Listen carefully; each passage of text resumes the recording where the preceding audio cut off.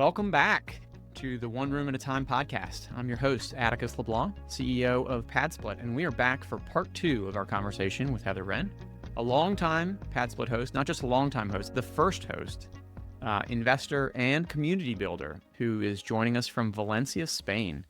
Heather, thanks again for being here. Let's jump right back in. So we ended the last episode talking about the story of Amber and some of your member stories. I want to talk more about your experience, though, and the fact that, okay, well, so you came across Amber and got her to at least take care of cleaning your homes and doing some of the maintenance and the room turns.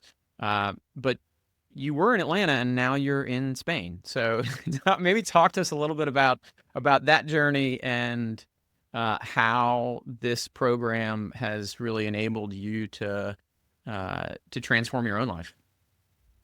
I mean, pretty early on, I think when we first started doing pad splits, we were like, what's the least amount of money I can spend on this? Maybe Atticus is going to fail. I'm not really sure. And we weren't investing a lot in the properties. And then as time went on, I think probably about 2020, my husband and I started thinking solely in terms of, gosh, we'd love to go somewhere for a month or two on vacation and leave the properties behind. And so we started, if there was a systems upgrade or a repair that we could make to make our lives easier down the road, we just went ahead and did it up front.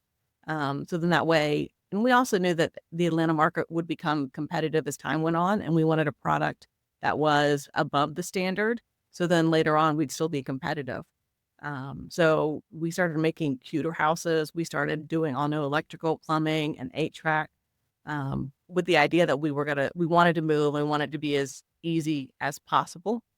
And related to that, I think once we decided we were going to move for the last year, I only let myself go on my houses once a quarter, and everything else had to be done from the desk. And it really helped me hone my systems and get the processes in place, and not just if, I was still in Atlanta, I'd be lazy and just go over there and fix it myself. And so making myself only go once per quarter really trained me to make sure everything was processing and the systems working correctly. And like, at what point did you have the confidence to say, okay, like, and how many properties did you have at the point where you actually pulled the trigger on the move? About 20, I think. I had 18 or 19 all the way ready, and then I had a few that were in progress, and I left while they were still being rehabbed, and finished them from Spain. Wow. Yeah. Talk about scalability. And how long did it take you? I mean, so your first PadSplit, I know, was onboarded in February of 18. Mm-hmm. And how many did you need before you felt comfortable, not just with your processes, but financially, to be able to say, okay, like, I'm in a place now where whatever bumps in the road we may hit with jobs, job market, just whatever's happening abroad or at home, we can do this, and I'm going to be okay taking my kids to live in another country. Originally, when we came here, it was just for 2 years to learn the language and try something new. And I think probably, we were close to 20 properties at that point in time, and we're about half PadSplit and about half Section 8. And so, that seemed like a good, strong number. And so, like, you thought just 20 is right? Were you expanding, or did you have that goal in mind before you went? No. What happens is every year you make more money and then you expand your lifestyle a little bit more. I thought we were going to be done at like 10 houses. And then we just kept doing nicer and nicer things. So no. And now I feel like my goal is 2 more per year, just because that keeps me busy and I like it and it's fun. So yeah. And how often are you coming back and forth to the portfolio now versus relying on people like Amber to really be your eyes and ears? I mean, the first year I came back 3 times, and then the next year I came back twice. And, now, I mean, we'd like to still come back twice just to see family. But I could once per year. And now even the great thing is I've trained Amber and some other people. I just get on a video call with them. And then it's like, okay, we'll look under the sink. We'll touch this pipe. Well, touch this. Is it wet? And I can, in essence, virtually inspect the house without even having to go there. And so really, I feel pretty comfortable with Well how done. things are. Yeah, that's awesome. And so, like, let's talk a little bit more about your experiences as a host, because I'm sure there are a lot of folks who are at least interested in listening to this. And so, like, overall, I mean, you said 10 pad splits is what you've been managing now for a couple of years, and have obviously built systems to be able to scale and manage those from abroad.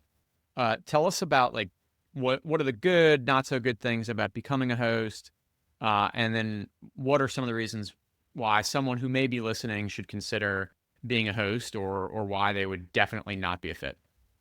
I mean, one of the greatest things that I've gained from being a host is a lot more empathy.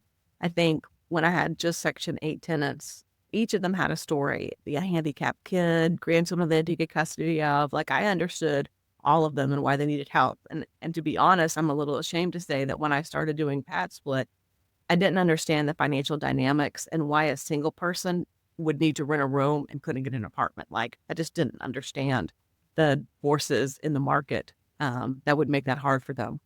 Um, so what I think about, I could tell you the people who should not do PadSplit.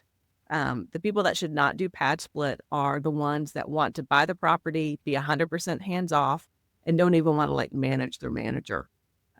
We've Yeah, seen a lot of houses where out-of-state investors come in after 5 years. They've never seen their properties, and they get in there, and their values aren't aligned. The house looks like how you would not want it to look, and they get surprised because they're not performing. And the answer is like, well, yeah, you haven't looked at it in years and paid sure. attention to it.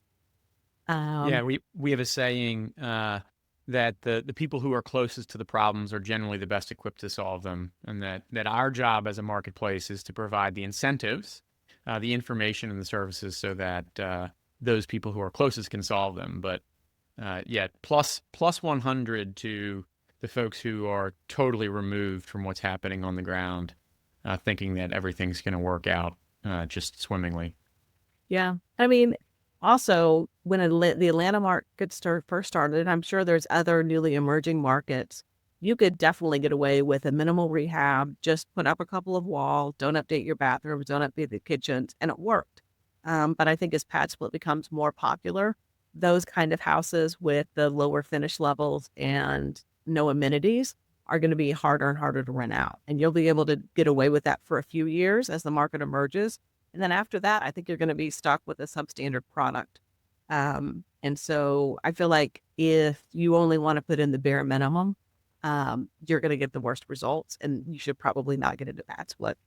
Yeah. Well, it's been so interesting for me to watch the evolution in that you have hosts who are literally competing for residents who are earning around $25,000 a year, Right. and adding amenities to be able to make their property the most attractive and the fastest to book, really been a pretty cool thing to see. I mean, as we talk about inequality, particularly in the city of Atlanta, to see that hosts are really upping their game across the board, and in some ways forced to, just because of the existence of this marketplace, has been certainly been a fun thing for me to see.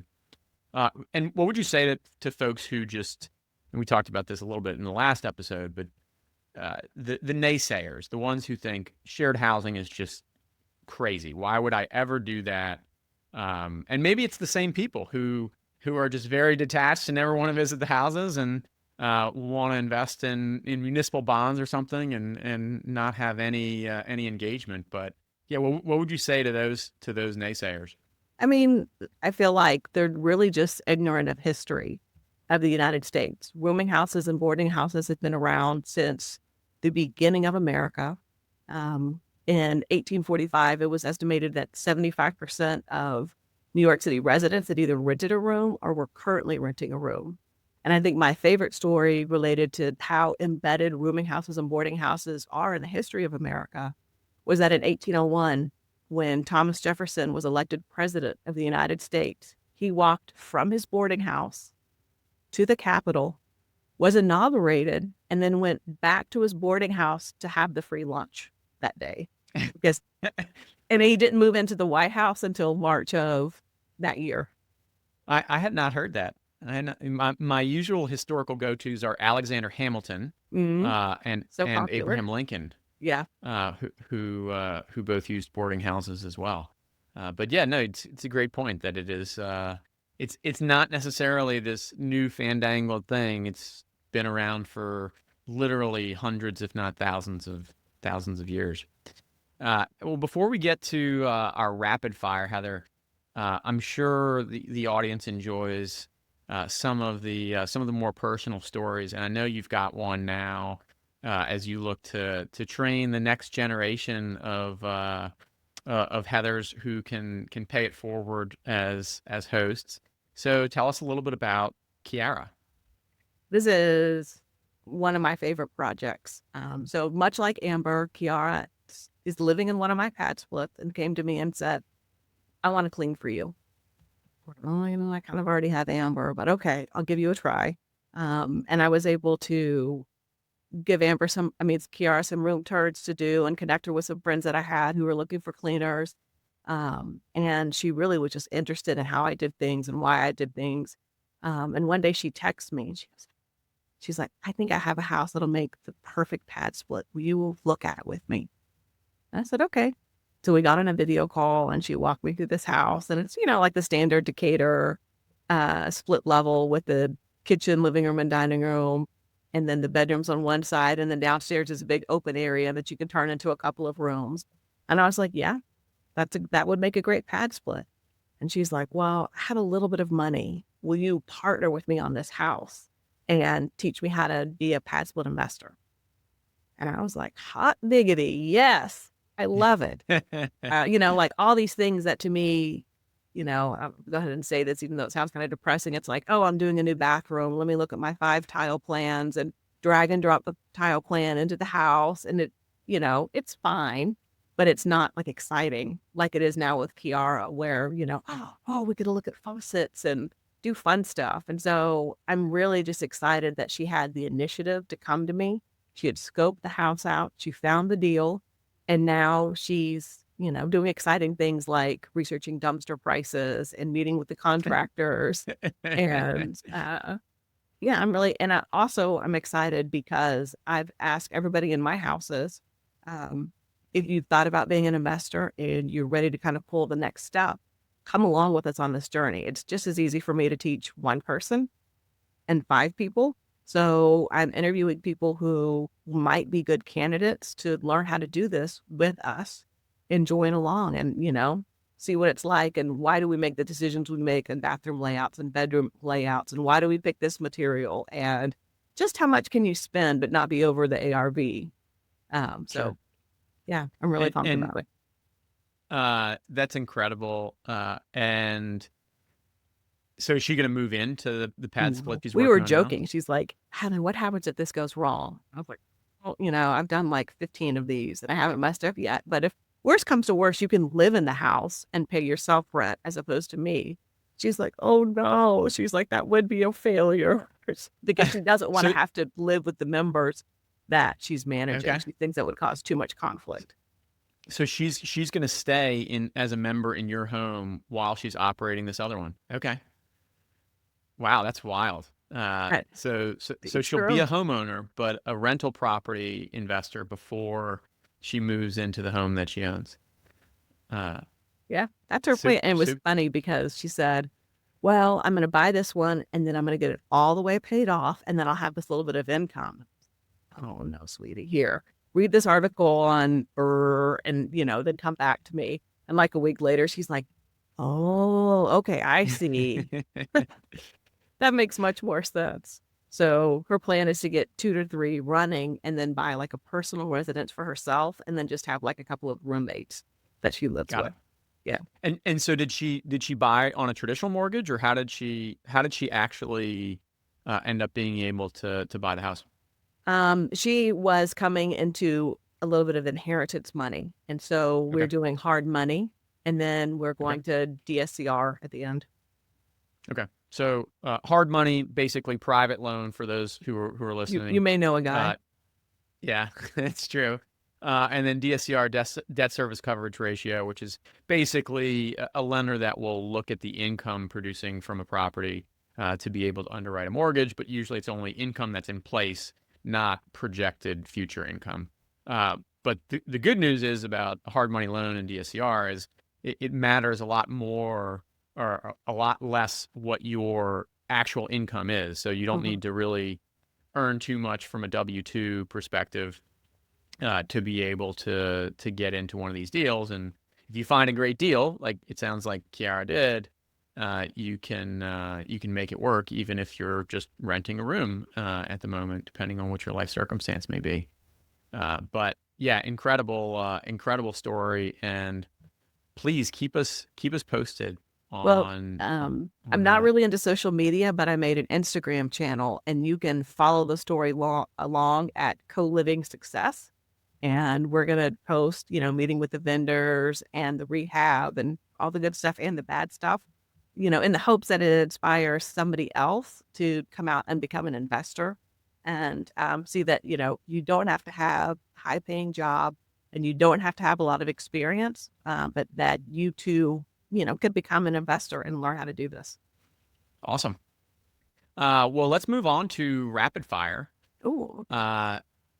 What is one habit, Heather, habit or routine that is important to you, and why? These all kind of changed when we moved to Spain. And I would say that right now, my favorite one is in the morning. It's time to go to school, and you're not zoned by like location. You just go whatever school you get. So my 10-year-old and I walk a mile to school, and we get to have talks and be in the park and have like this quiet half hour to ourselves.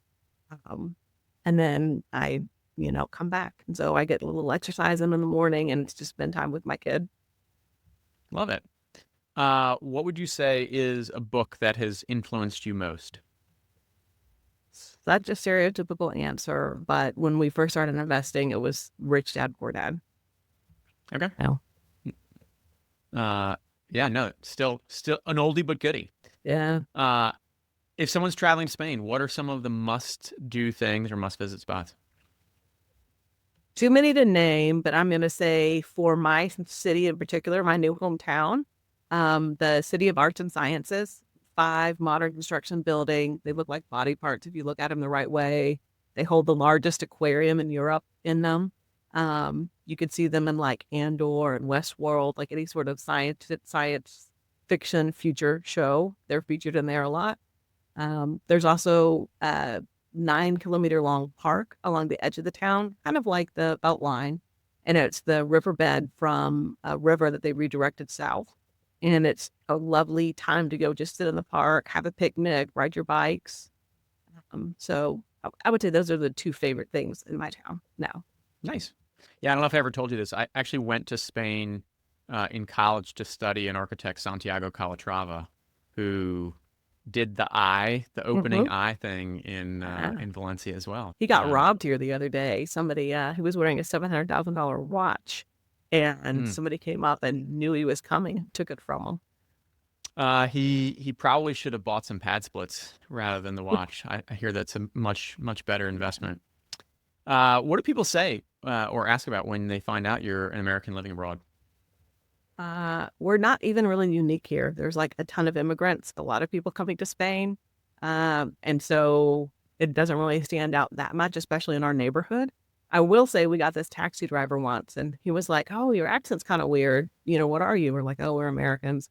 And he's like, "Oh," he's like, "Armas." And then we like proceeded to have this whole conversation about gun culture in the United States and crime in the United States versus what it was like in Spain and kind of like this, like the different cultural differences there. And then we got him again another time and we were able to like carry on the conversation and talk about it again. It was really interesting. That's fun. Uh, so we're going to be releasing this episode probably just around Thanksgiving. Are you celebrating Yeah. Thanksgiving in Spain? And what does Thanksgiving dinner look like there? the past couple of years, we've invited other Americans over, and it's in the middle of the week, and the kids don't get off school. It's kind of hard to scrounge up a whole turkey. Not very common here. And everybody brings a dish that they love. And my favorite dish is green bean casserole. But there's a Cook's Gotta love it. Illustrated recipe where you can basically make your own fresh cream of mushroom soup, and you blanch the beans and make a bread topping, but you still put the fried onions on top. And that's my favorite Thanksgiving dish that I make every year. Yeah, I am familiar both with that recipe specifically and Best Recipe, which in general, we have a very well-worn copy in our house. The Best Recipe turkey is also excellent, for the record. So last question.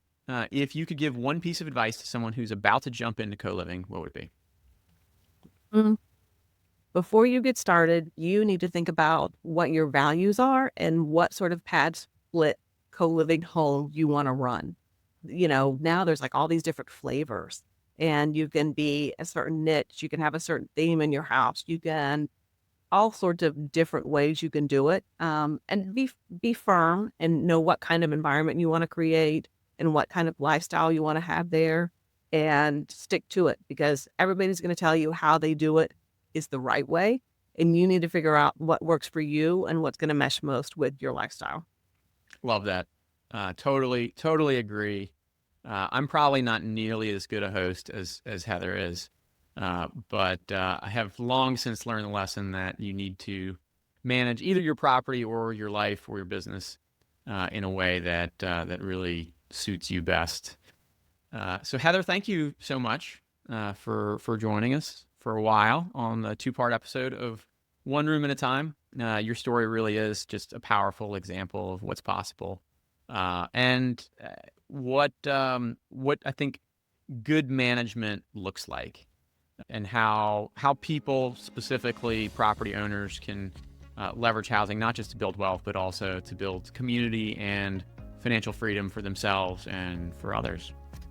For our listeners, please follow Heather on LinkedIn. Her story and insights are inspiring for anyone thinking about becoming a PadSplit host or exploring real estate investing as a pathway to independence. Also, please be sure to subscribe to the One Room at a Time podcast at padsplit.com/podcast or wherever you listen. Leave us a review and tell us who we should talk to next. Heather, thank you again, and thank you everyone for listening. Thanks, Atticus.